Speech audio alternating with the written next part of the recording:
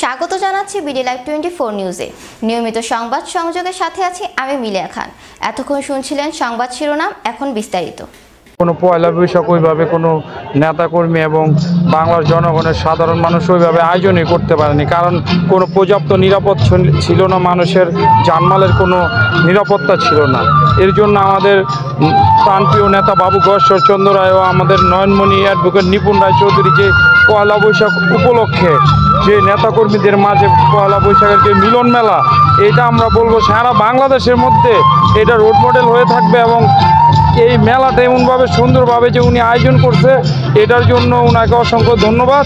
এবং আমাদের নেতাকর্মীরা সুন্দরভাবে স্বতঃস্ফূর্তভাবে এই মেলা উপভোগ করতেছে, অনেক সুন্দর লাগতেছে, অনেক ভালো লাগতেছে। এই যে আনন্দের যে একটা উৎসবমুখর পরিবেশ, আপনাদের জাতীয়তাবাদী দলের পাশাপাশি এখানে রাজনীতিবিদ দক্ষিণ কেরানীগঞ্জের মধ্যে যে একটা ইতিহাস ঐতিহ্য, নববর্ষের যে সব কিছু মিলিয়ে আপনারা ধরে রাখছেন এবং ইলিশ পান্তাভাত দেখলাম যে ফ্রি খাওয়ানো হচ্ছে, এই বিষয়টা আসলে কিভাবে করলেন?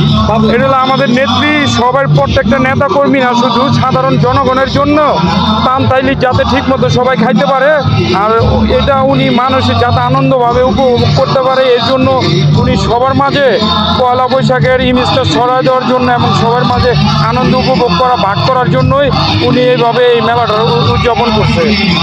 কি মনে করছেন আজকে অনুষ্ঠানটা কি স্বতঃস্ফূর্তভাবে পুরো সফল করতে পারবে?